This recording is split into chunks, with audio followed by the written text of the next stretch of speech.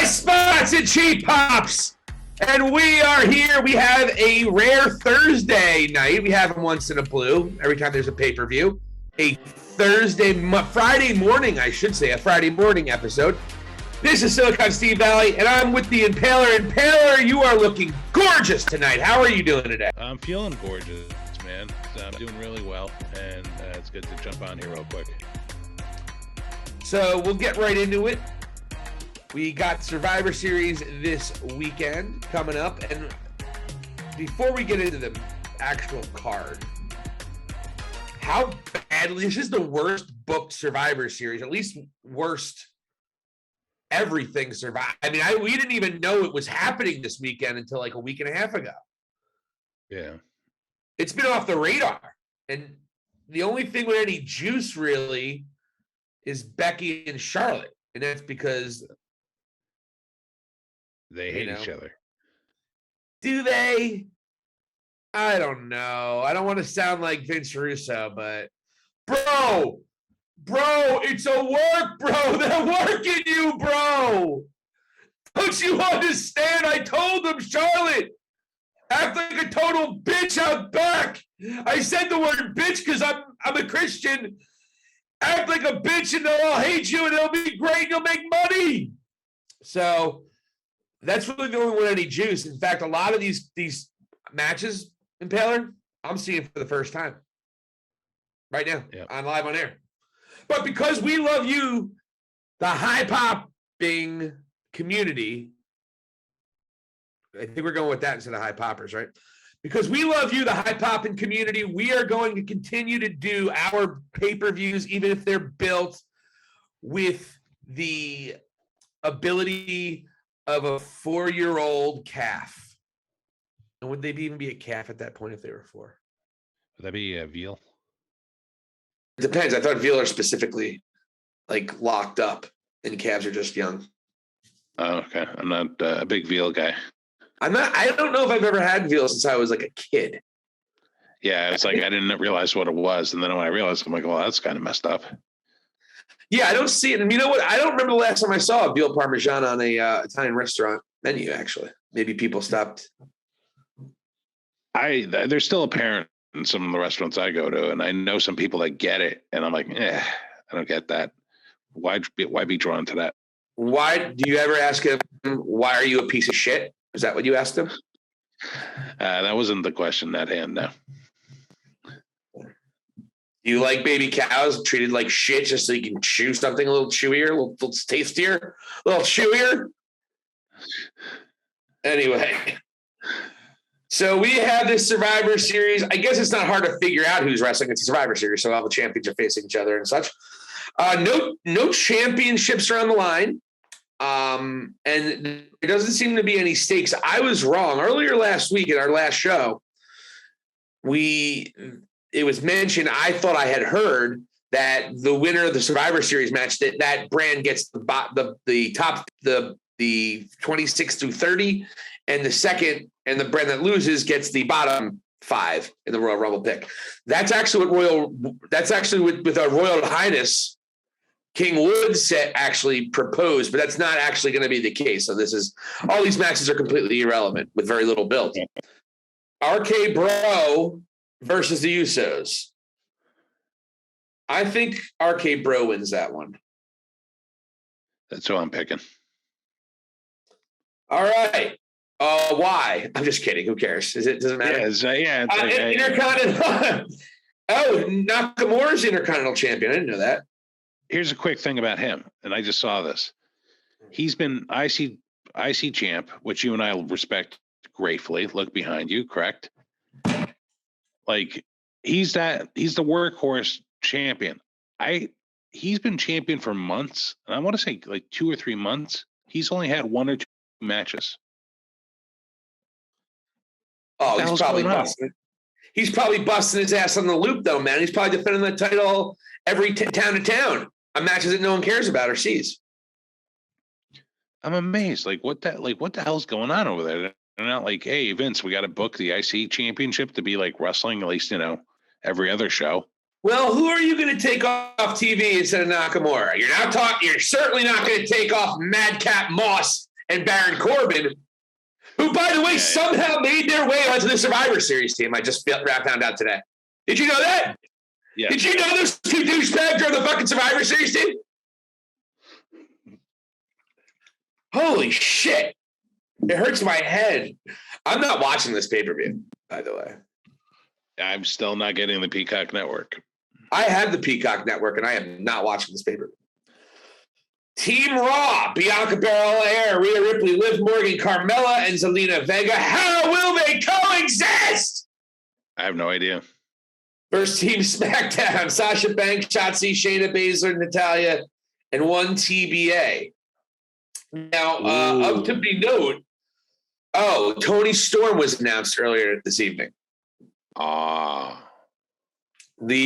she Australian? And she's is a David Lee Roth fan of some sort? She's a fan of 80s metal bands.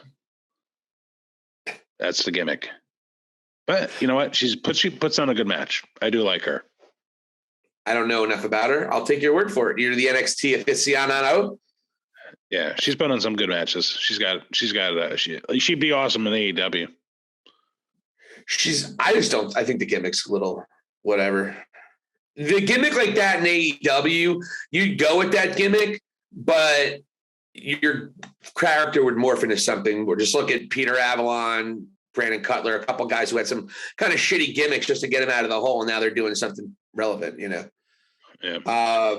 So yeah, I am going to go with Team Raw. This is the female, right? The ladies, right? Yes. I'm going to go Team Raw. Yeah. That's a strong team. You got Bianca Belair, Rhea Ripley, Zelina Vega, who's the queen, Carmella, two of your top heels. And then you got Liv Morgan, who everyone loves. And they got Sasha, which is big with Shotzi, Toni Storm. Probably shouldn't do that online. Oh, we got Sasha, which is good. But after that, you got mid-carders. Shotzi, Shayna, Natalya, and Toni Storm. So there's no way Raw should win this. Lose it. You got 1, 2, 3 former women's champion, and then the queen of the ring, and then probably the next women's champion. So it's and another over there. You got 4 mid-carders with Sasha. It's like, okay. And by the way, Shayna Baszler is a mid-carder. How badass she was in NXT all you want. The days of her being a main eventer are long gone. She is a mid-carder. If anyone's there, wait a minute. NXT was a long time away, guys. Sorry. She's mid. There it is. I love it. Team Raw. Seth Rollins, Finn Balor, Kevin Owens, Austin Theory, and Bobby Lashley versus Team SmackDown, Drew McIntyre, Xavier Woods, Jeff Hardy, Happy Corbin, and one TBA. And we found out who the TBA is. It's going to be part 2 of the Baron Corbin shit show. I hate to be mean. That's not kind. Madcap Moss. So Madcap Moss has in this WWE land where you're supposed to put your 10 very best in the ring. Yep. Madcap Moss. Baron Corbin, I guess we have to just accept the fact he's considered that. Madcap Moss? Really? Guy tells bad dad jokes. Isn't that, has go away heat, but because he's with Corbin? Talk about stepping in shit, man. If you're Madcap Moss, I like him. That's a great gimmick. Go in. And now he's in one of the main shows that made. God bless him, man. Talk about hitting the lottery. Because he hit the Vince crazy lottery. And I'm going to do the Roman Reigns one first, and Big E. I think Roman wins this one, right? They're not going to have Roman lose. No. So. And all right, then. So the big one is going to be SmackDown, and I wonder if this will be the main event. I'm assuming it will be. And I guess we should get into all the comments that's been going on. Becky and Charlotte, because we have not talked about this. Have you seen the war between Ric Flair and Becky Lynch? I've seen a couple messages, but I don't know it in depth. So Becky Lynch went on to say that it's very, very sad, and I'm paraphrasing, it's very, very sad that Ric Flair, this guy who used to be a legend, jealous of me.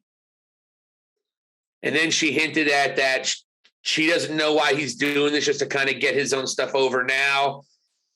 And then Flair shot back, and Ric Flair is acting like a petulant child who gets kicked out of the party on Twitter. He starts bringing up, I sold you the moniker. I sold you in WWE the moniker, the man, because I had a respect for you, Charlotte. And then he started tweeting about how he wants the 2 titles that the WWE have in the Hall of Fame, that he wants the actual belts back. It's incredible. I mean, Ric Flair is going, because Ric Flair is completely erased. Right now, Ric Flair is not involved in the WWE. If you look up Ric Flair, it's almost like looking up Benoit. It's not that bad, but yeah, you can't look up Ric Flair. You have to. Ric Flair's been kind of erased in WWE right now. Canceled, as they say. And Ric Flair's not happy about it. It's just like old footage of him as a horseman getting off a helicopter over and over. That's all you can find. Woo! Tommy Dreamer like this. That cock. You show him, Rick. You show him. What's interesting though is that Tommy Dreamer got canceled too, but I guess he's back on. Is he back on Busted Open Radio, or is he still? I don't think he's on. I'm not sure if he's on that actually. I haven't seen him around, man. I think he still might be getting some heat for. He was such a dick about it, though. Yeah, he was a little indignant. He was. So Ric Flair right now is doing everything he can, tagging Becky Lynch left and right, and she just cut a promo on him on an interview. She's been very open about her disdain for Charlotte, and what I can tell the situation, Becky, just like Seth and just like Roman, they drink the WWE Kool-Aid more than any other professional wrestlers in the world. That's what they do. Their way is the right way. That is the way to be. That's what's going on. And you can tell they had that stupid, idiotic blowjob segment where they were going to swap titles in the middle. And again, I don't know how Charlotte was the only one at fault here. It looked like they were both being dickheads about it. But Charlotte's getting the blame, what have you. Becky took exception that she should have just played ball. But guys, not for nothing, and I brought this point up too, and Charlotte's asking if she's a woman, and I'll bring this up again. She was fighting because she thought the idea was stupid and it was hurting her character. There have been wrestlers doing that throughout the years that have done that with WWE, and they're heroes. Charlotte does it, and she's the villain all of a sudden, and Becky's the hero. She even said the locker room needs a hero, and I don't mind being that. That's exactly what she said. So she fancies herself a hero because she went off on Charlotte, if this is real, and I have my doubts. But it's just, to me, I think maybe it was some other baggage from Charlotte, some previous and the other attitudes she's had towards other people that maybe pissed people off. But standing up for what she wanted to do with her character, I applaud that, because it was a stupid idea closing a SmackDown, and she wanted something better, and she fought for it. The only problem is that she's not a popular person, so WWE is building a narrative, including Becky, that she's the problem. Maybe she is, but I'm not sure about that. What do you think? I can see how this might be a situation where nobody's right, and I got a feeling that this heat is a little bit been like bubbling beneath the surface of, like, I don't know, a little bit of a foundation of Becky with Seth, and you had Charlotte with Andrade, all talented wrestlers, but 2 out of the 4 are very happy there, and the other 2 are miserable. And it just, Becky and Charlotte, all this history, this friendship, and the 4 horsewomen of NXT became nothing. They couldn't even run with it for whatever reason. And look at them now; they're just self-destructing. So it's pretty sad in some ways to me too. It's very sad. It's extraordinarily sad. I do question this. Is there any way Charlotte wins this match? No, I think it's got to be Becky, right? So we across the board agree with everything. So this is a at least we agree on everything. I'm glad, because I didn't want one of us. It would have been really shitty if one of us got off to a big lead because we picked Team SmackDown over one of these. Yeah. So, well, there. Sorry, folks. Those are your pay-per-view picks. Probably the least entertaining pay-per-view picks we've ever done. But Charlotte, I don't know if she you think she ever goes to, is she going to get out of her contract, or do you think, I believe, I mean, these girls were best friends. It might be a work. Do you think there's any possibility it's a work? No. Or do you think it's all legit? No, I think Flair's acting like a Ric Flair, not Charlotte. So I don't want the sexist words, because I've already, and by the way, if anyone thinks I'm sexist, to listen to anything I've said about Charlotte Flair and her being villainized, and why she's being villainized since it's all went down, by the way, if anyone thinks I'm sexist. Flair is just a little bitch right now, though. Oh, you guys, Flair, you sold the man because you were broke and you needed the money. Let's be honest. Come on, Rick. Come on, Slick Rick. Woo! Look at my dick! Woo! That's a helicopter sound. Interestingly enough. Yep. Do you think the helicopter's more entertaining with Ric Flair or with Gallows and Anderson? Wait, let me add one more caveat. Let me add a caveat. Yeah. With Tommy Dreamer describing Ric Flair's penis. Oh, well, you know what? If you have the Dreamer element and just his worship of Ric Flair involved in it, that beats anything almost any day. I got to make a video or a picture of just he's mesmerized, stargazing. Tear comes. Oh, look at that! Look at that! There, we just got a reaction shot of Tommy Dreamer looking at Ric Flair's penis. Look at that! There we go. Gotta love that. Good stuff right there, folks. You don't know the joke because I'm adding it later. I assume you're gonna edit that part out.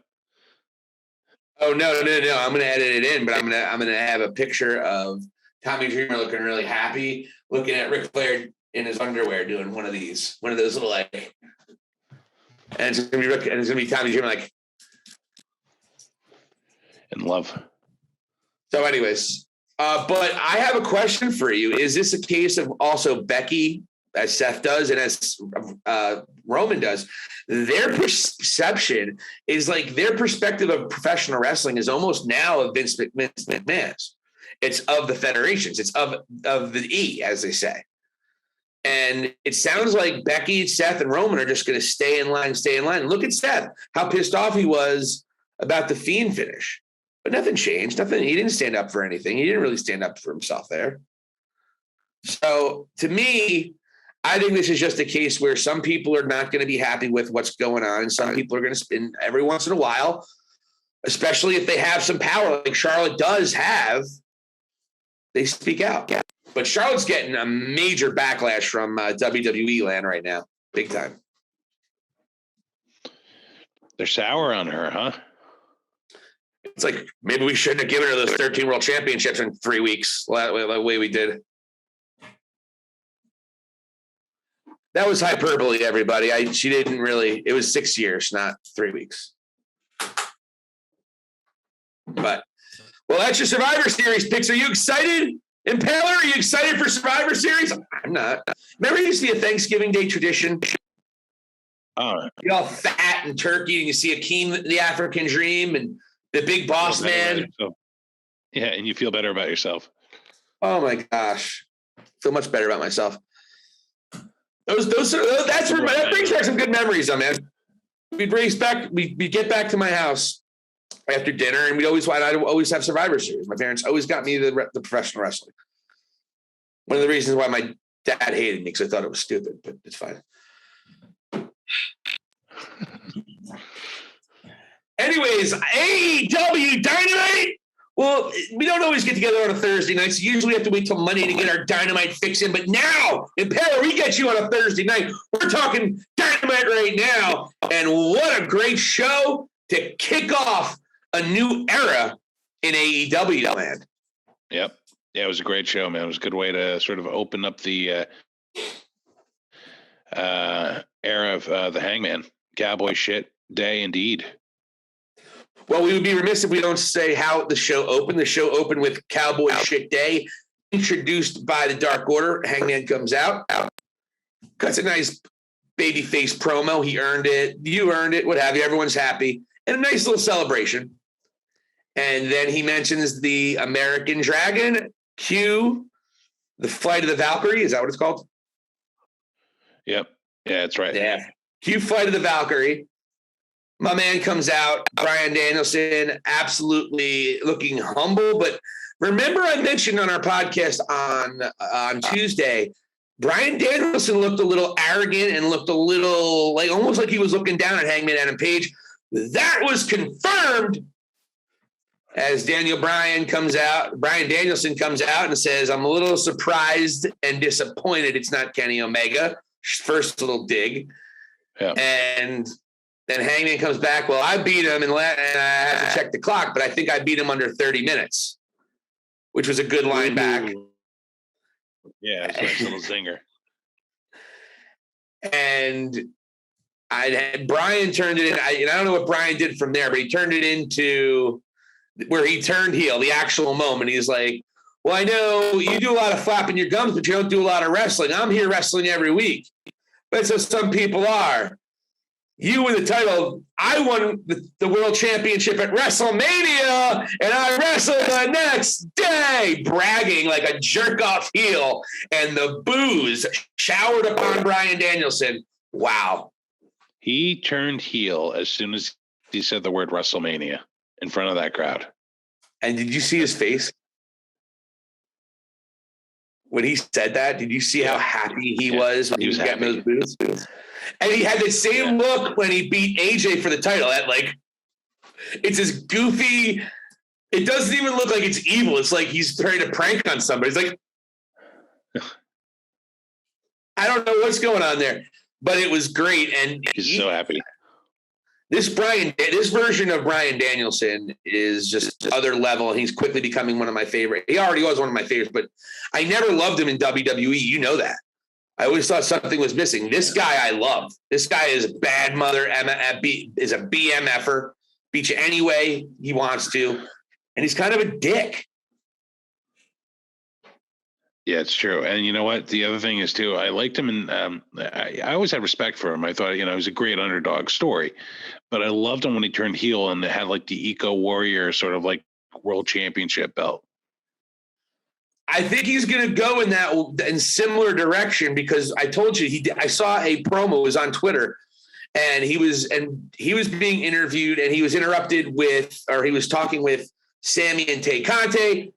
They asked Bryan Danielson if he could be on the vlog, and he said he didn't really like vlogs. They asked him the question. He said, in no uncertain terms, don't do vlogs. Make your own vlog. Don't look at vlogs.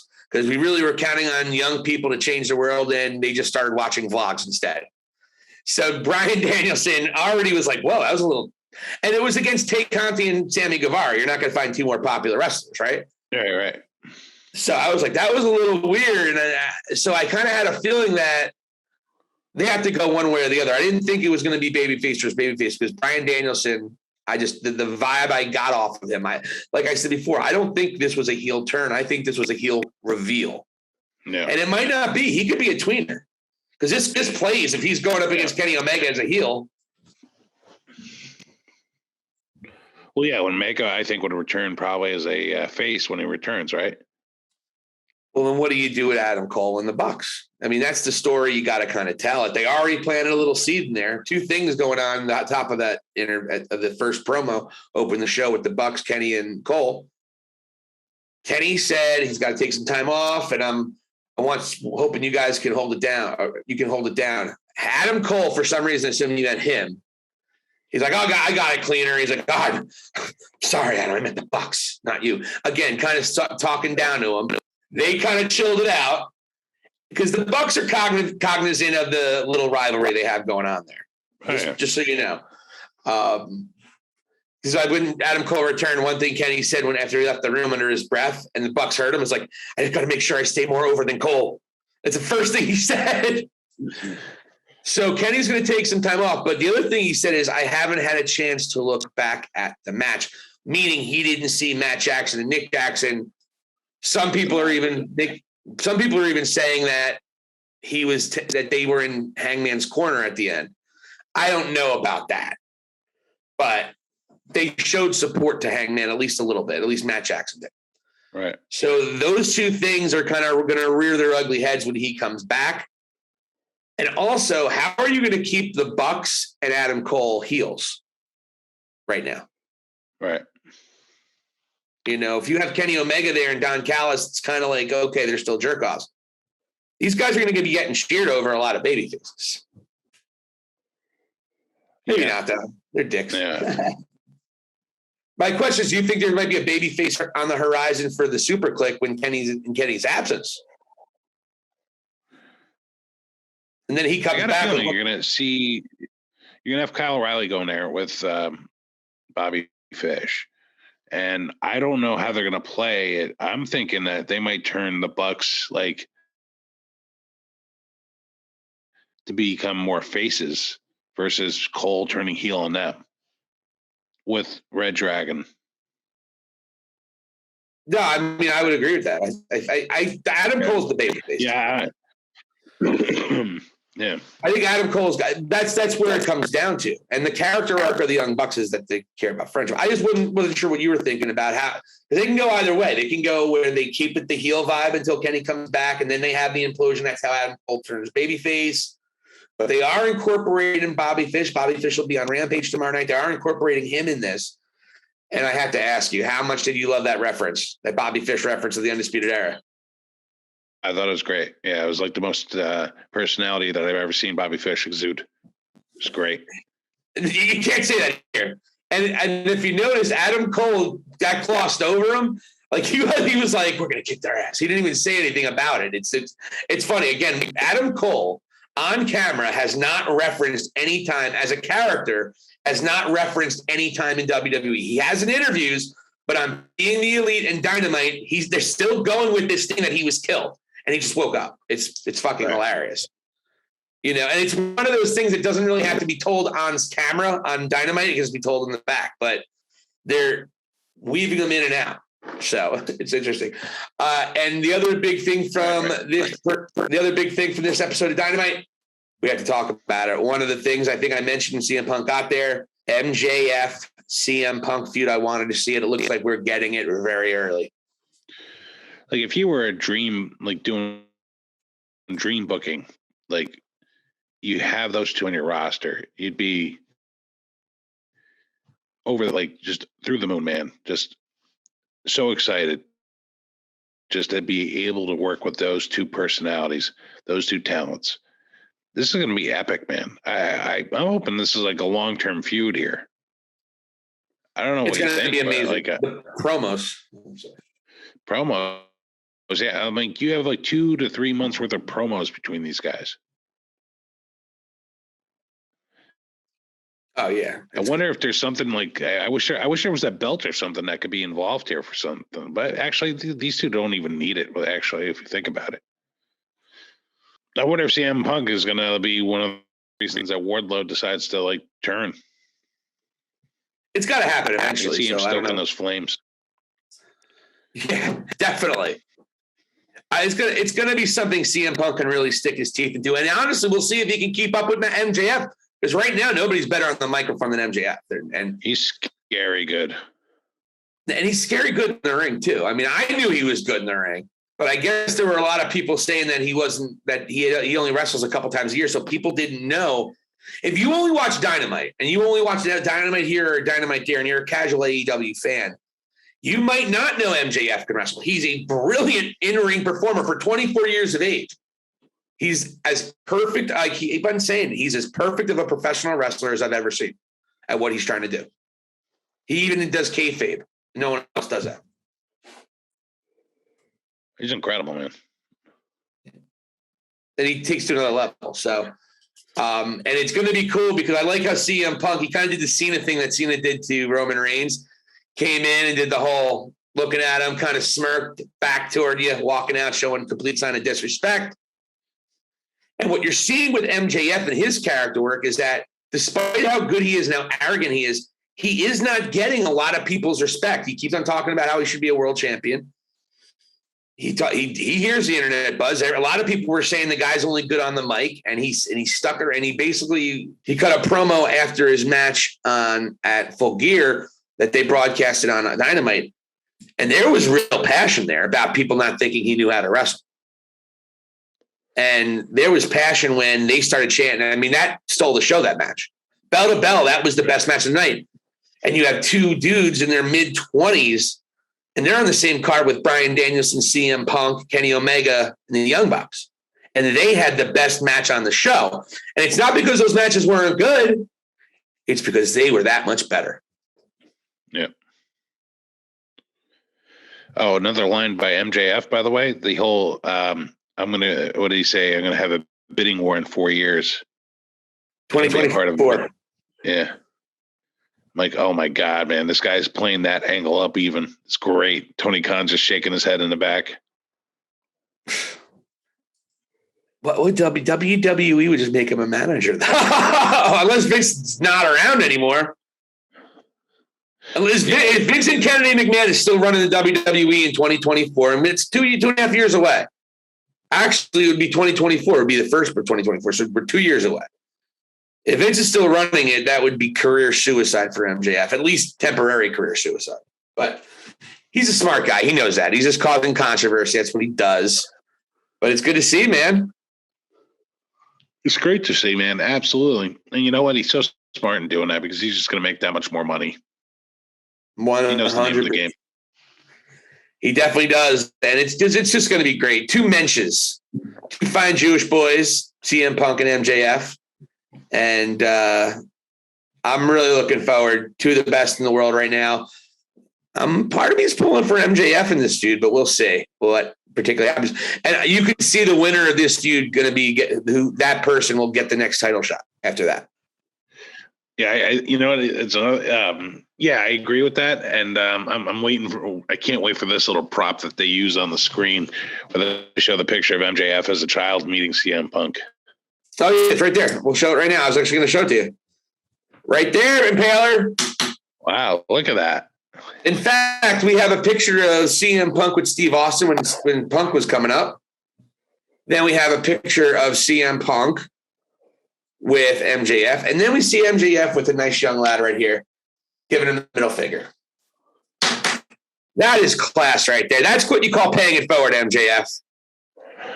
Kayfabing like a motherfucker. Holy shit. Or he'll write out, what's your name? Okay, Michelle? Okay. Whore. Unbelievable what this guy's got away with. And he's comedic too. The guy's hilarious. Like he doesn't mind being the butt of the joke either. Yeah. So, and besides that, what we got had a great main event with Sammy Guevara and my man Jay Lethal. Nice baby face. Everyone did a good job. Sammy won, which we thought he was going to. And that's how you end the show. And the Inner Circle comes out again. I don't need to see Jericho there. We're getting a lot of Jericho, aren't we? Yeah, he always shoehorns himself out there, man. Now, is it going to be setting up for a heel turn because Sammy's getting all the accolades? Not sure about that. That would have to be the natural progression, right? Yeah, I would think so. I mean, and also the other thing that's looming there too, I think, is Jericho was going on tour. So does he get hurt and Sammy's like the leader while he's gone? Maybe they pull that. Maybe he comes back as a heel. Jericho's going to come back and probably reinvent himself at least a little bit before. I don't know. We'll see what happens. But anyway, that's all we had for AEW last night. And then we would be remiss. We have another batch of releases. Breaking news! This is breaking. It's recently, right? Yeah, today. like an hour ago, a couple hours ago. No. So if you guys did not know, a group of releases once again. You do another version of I Shall Be Released. I gave my life to try just to get to WWE. I signed a contract, a long-term contract, but I just got released. Releases, the biggest name on there is John Morrison, right? Yeah, which is yeah. He's been holding the Miz is, yeah, he got beat up and killed by zombies. He was in all those great comedy bits with the Miz. He had a great second run in WWE. Great job, John Morrison. I'm sure that's exactly what you signed up for. Johnny Drip Drip. Johnny Drip Drip. That second run did not go the way he planned. I can guarantee you that. He's like, Johnny Drip Drip. He's like, you want me to shoot people with like water guns? Yeah. The Screams on Borrowed Time when they released Frankie Monet, aka Tara Valkyrie, his wife, his better half, the love of his life. I didn't know that. And you know what? Also, a real quick note about her when she got released. You know what was intriguing about what sort of was mentioned was that part of the reason she was released was because of her age. On NXT, they only went to and I'm like, how could they be so like? She's beautiful. You'd be sued, and then she's a good wrestler. Yeah, she's been doing it a while. And also, Mickie James, she tweeted about this too. I mean, the idea that women can't be, and unfortunately, folks, this isn't just in professional wrestling. Meg Ryan wasn't big into her 40s either, right? Julia Roberts, they all drop off in their 40s. Some even in their mid-30s. The Jennifer Anistons of the world don't happen too often. It's the young starlets that get the surprise, and if they have a 15 or 20-year run, they're lucky. And it's bullshit, but it's the way it is. And especially in professional wrestling, I think when you discount someone like Taya Valkyrie, Mickie James, just because they're older, I mean, shit, they're just probably getting into their prime in many respects. And again, that's WWE for you. Meanwhile, you got someone like Serena Deeb, definitely not a spring chicken, and look what she's doing over in AEW. Women of age, and I say age, they're younger than me, they're in their mid-30s. They can go as good as anybody, and it's a damn fucking shame that women are getting cut by the big company because of it, of their age. Shameful. But it's crazy. It's shameful. It's just, but it's something that has always been the case. I mean, we're talking about a company that literally just had bra and panty matches all the time, and that was their women's division for years.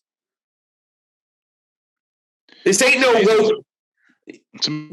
Go ahead, sorry. Amazing looking back at it, like it's amazing looking back at it, like the Attitude Era, what was deemed acceptable, Well, but also Vince McMahon always liked that kind of humor. He always loved having gorgeous women out there. It's what the boomer generation and entertainment did. That was the Howard Stern essence of things. That was the kind of entertainment that we all serve. This women's revolution has nothing to do with Vince McMahon. This women's revolution is not because Vince McMahon's like, oh, we got to get more women on there. This is happening because he can't stop progress, and he has a little girl who clearly wanted to make a difference in that situation. So they've done that. And, it is what it is. But WWE, they're entertainment. And they're probably looking at it like, hey, you're not going to bitch at Miramax or whoever for booking a 24-year-old younger woman. Great example, Megan Fox and Angelina Jolie. Angelina Jolie was getting a little bit older. Still gorgeous, drop dead gorgeous. But Megan Fox was younger, a little hotter. She started getting all the roles that Angelina Jolie was getting just because Angelina Jolie was in her mid-30s. It's the same exact thing. And WWE is probably, hey, we're entertainment. But it's just a shame. Are you going to put someone like Alexa Bliss back to pasture in 6 years? Or Becky Lynch sooner than later? I don't think so. I don't know. Depends on much plastic surgery. Maybe that's why Charlotte Flair has to feel like she has to get $20,000 of plastic surgery a year. And on that note, let me ask you this, and I don't know anything for sure here, but when you look at Becky since she returned, does she look a little different to you or no? Yes. There's something, just thinner. not the same. Her face looks thinner. Maybe it's big glasses. Thinner, yeah, way thinner, right? Something's going on with her face, and but it might be the big glasses. It's not Charlotte showing up last time. That was like creepy at one point. It almost looked like when she was looking at Alexa Bliss, or she was looking at somebody, but she looked like a doll. Right. It was just weird. And the way she was looking like she was possessed. And she wasn't. She was a Charlotte Flair, but she just looked weird. So it's interesting. You have to wonder, for Charlotte's sake, how much plastic surgery she gotten because she knows how WWE thinks. That's a horrible position to put yourself in. Yeah. And she didn't need to. She's beautiful. It really is. Yeah. Naturally beautiful woman. It's amazing how much work's been done there, but to each their own. I just wish, I don't know what to say here, but I just wish some people would not necessarily have to rely on those sort of things. Yeah. I just don't get it. It's beyond me. And again, that's where the WWE has their philosophy. And again, it's just, to me, it's just shameful in a lot of respects. And they've run their business like that the entire time. So, when people call out Tony Khan for a couple of tweets, let's remember who else has been in this business. You know what I mean? And I'm not trying to be an AEW homer. I'm just stating, let's make big deals out of big deals and not make big deals not make the mountain out of the molehill, so to speak. But anyway, going on the rest of this lineup, Johnny Drip Drip, the rest of Hit Row. That was fun for 2 weeks? Where they had one show, one appearance on SmackDown? Remember where they showed them too? What was this? Wasn't it in Nebraska or something? Yeah. Remember I asked you, I was like, why would you debut them there? And then, but it's okay. They're never going to be on TV again after that. That's ridiculous. Yeah. So, and there was so much hype for Hit Row. They were going to be the big call up. They were going to be the big impact players on SmackDown. And it's gone. And then gone. Never seen that South Park. And then it's gone. And so now every member of Hit Row, this huge faction they were putting a lot into, I wasn't sold on them anyway. So I don't know how good it was going to be, but they didn't even get an opportunity. Interestingly enough, the one dude had a big beef with the Young Bucks a couple of weeks back about sneakers. He went toe-to-toe with them for the company. I thought maybe they'd get his back because they were – maybe not. I don't know. And other ones we have – which is Top Dollar, Sean Adonis, and Isaiah Swerve Scott, which is the rest of them. Then Tegan Knox. Drake Maverick was cut for the 14th time in 2 years. Shane Thorne, who I'm not sure who he is. Are you familiar with Shane Thorne? He was one of the guys from T-Bar or whatever. He was the guy with the mask from Ali's group. Retribution. Bingo. See the big one? They were both big, I guess, right? Oh, he was T-Bar? No, he was the smaller one. Yeah. Crowbar? Or no, Crowbar's the guy from that was friends with David Flair. Yes. And Daphne. And Daphne, yep.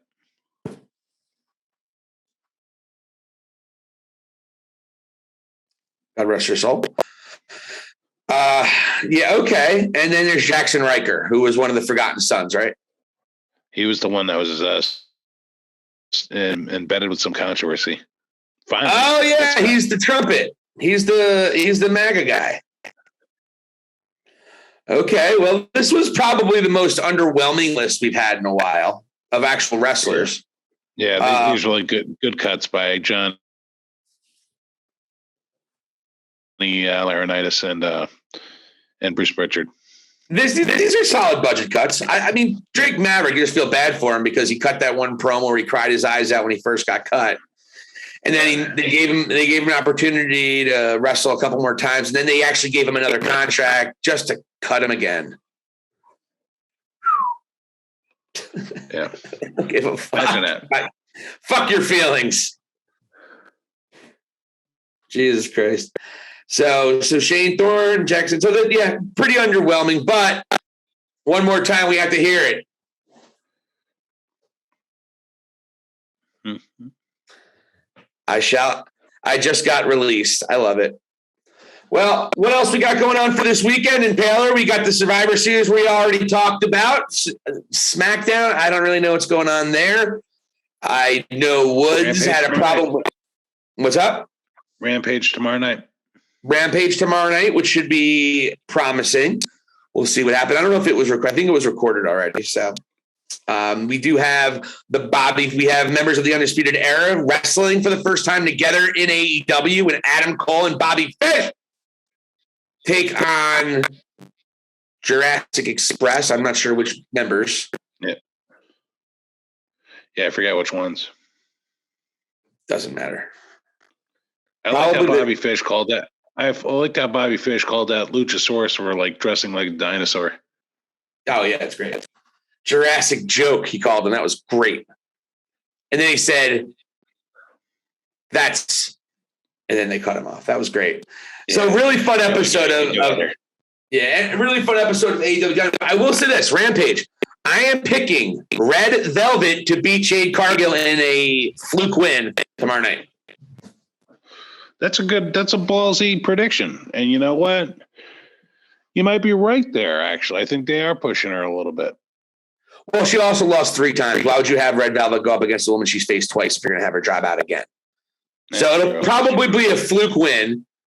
Also, I don't know if Jade is ready enough in terms of her in-ring style to warrant a championship. I think Tony's trying to stay away from people that are just a gimmick. You know, I think Tony wants people who have a title around their waist that they legitimately should be able to go on a high level. So I think that might be part of that. But we'll see. So what else you got in Baylor? Anything else on this night? This might be the quickest version on and off within an hour. Holy shit. Yeah, man, I got nothing else going on other than that. I do recommend people checking out the Paul Heyman interview that he discusses AEW. That just came out tonight too. He actually says that they are viable. Like he dances around the comments pretty nicely. It was political. Yeah, I was gonna say it was political as fuck. It was brilliant, but it was political. Yeah, he leaves the door open for himself even in ways, I think. So it's a typical Paul Heyman. He's a master of words. He said they shouldn't give a fuck what I think. He said, yeah, I heard it. It was great. And that was the Ariel Anwani show where he was on. And it was really good. But he also mentioned about working with Vince McMahon right now. And he mentioned that Anwani was wearing glasses. And he made up a point that, all right, if you were going to get rid of your glasses and you were going to have your LASIK and have your glasses come off for television, you're not going to be wearing glasses anymore. If you're going to do that in 2 months, no, fuck that. We're doing it right now. Vince needs things done right away, no matter what. And that, I think, leads to part and parcel to the problem of their creative. So we'll see. But hey, it was good to see. They are viable. And he's right. What he said was, more importantly, is they got to make sure that their fans are good. And by the way, we are. We're not growing as much maybe as some people would like, but they're slowly growing. We'll get there. Just enjoy this great professional wrestling. Did you hear how he mentioned like how they have the ability to go and get a wrestler and absorb their fans, say from WWE as well? It was almost like an allusion to Bryan Danielson, you know? And I'm like, this is interesting, him even acknowledging that. Yeah, he said, well, that's what they got to do. They got to go out and get more of their fans. They got to go get some WWE, and they have to go get some from otherwhere. So the way he looks at it from a business perspective, I mean, that Paul Heyman, look, he's a top 5 mind probably in the history of the business. So, you know, it's amazing. What's up? Yeah, I'd say creatively speaking, not so great on checkbook. Well, he didn't pay me. Yeah. That was Todd Gordon's problem. I don't know. Is that his name, Todd Gordon? Yeah, that was the guy before him. So they worked together a little bit. Todd Gordon was there a little bit. I don't think he was there toward the end, but he was there for a good portion of the run. Yeah. He wasn't? No, he wasn't there towards the end, I believe. Oh, no, not towards the end, but he was there for a good portion of the run, though. He was there. In the yeah. I think he bounced a year or two earlier. So, all right, folks. Well, thank you for listening to High Spots and Cheap Pops. Thank you for watching High Spots and Cheap Pops. Please, if you like what you saw, hit the subscribe button. It helps us out as much as you can. If you like us on Spotify, please follow us on Spotify. Everything else, it's us gravy, baby. Keep a lookout for the ending of the Hangman Adam Page. What is it? What would be a 5-part series? Pentology? Pentology? It'd be like your Contorse or something like that. Like your I like Pentology better. Pentology? Yeah, go with that. There you go. So keep a lookout for that. Keep a lookout for other videos, guys. We're going to be trying to produce videos on a semi-daily basis. And look, our viewership is growing. Our subscribers are growing. So we want to thank everybody who just joined up. If you're watching this, thank you so much from the bottom of our heart. Very grateful for you guys. And check us out on Twitter. You can check us out at HighSP. Fuck. I should change that, right? You can change that. High SC Pops. At High SC Pops. Hi SC Pops. I'm saying hi to a guy named SC Pops. That's how you doing. Hi SC Pops. At High SC Pops. Just look Steve Al, you'll be able to find me. And check us out there. Also check out some of the latest things that the Impaler is reporting and posting on Facebook. We got a lot of moving parts here on High Spots and Cheap Pops, so thank you for all the support. Until then, this is Silicon Steve Valley for the Impaler. Here endeth the lesson on High Spots, Cheap Pops!